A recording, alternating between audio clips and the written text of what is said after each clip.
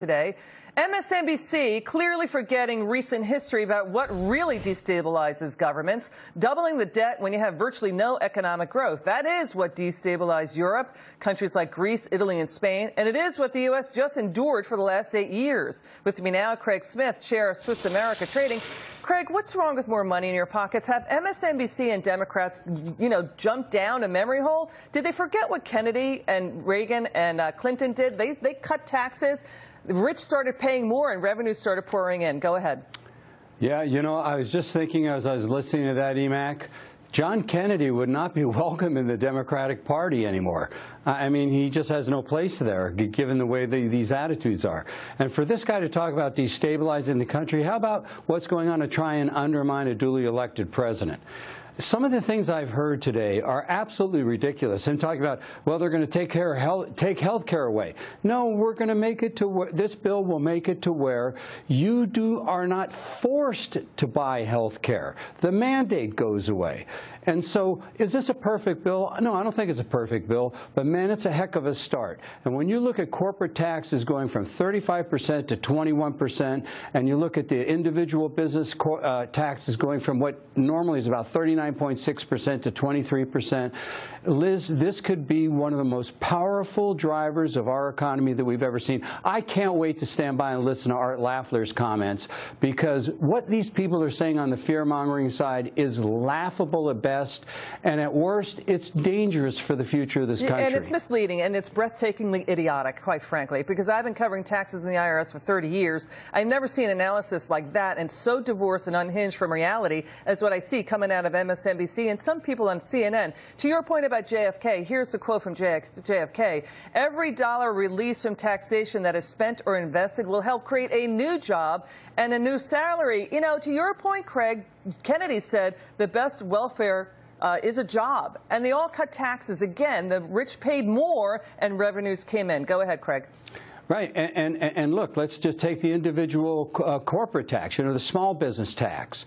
Okay, a guy used to be paying 39.6%. Now he's paying 23, or she's paying 23%.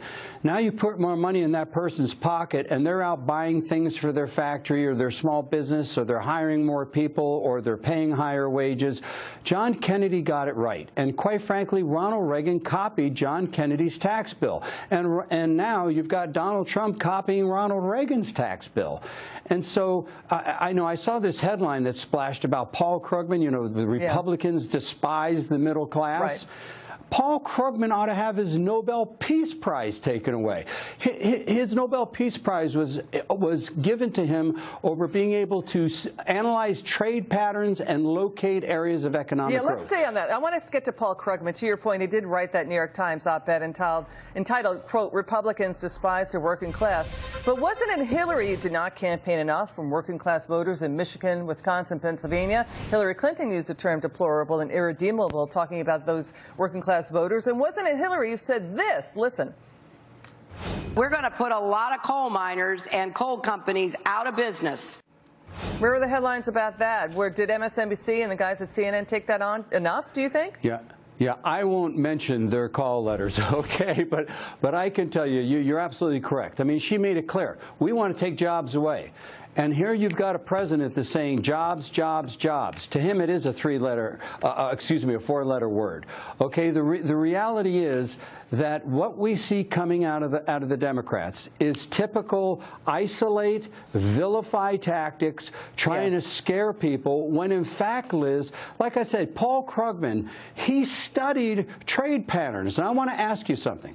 Do you think reducing one of the highest corporate tax rates in the world, 35% in America, to 21% is going to have a negative impact on trade patterns or a positive impact on trade patterns? You and I both know the answer to that question, Liz. I also like to see what stocks are in Paul Krugman's 401k. Krugman never talks about how government union worker pensions are invested in stocks. And then there's this, Craig. Why should we trust Paul Krugman when he's made these whopping errors? He missed the subprime mortgage crisis. He only started writing about subprime in 2007.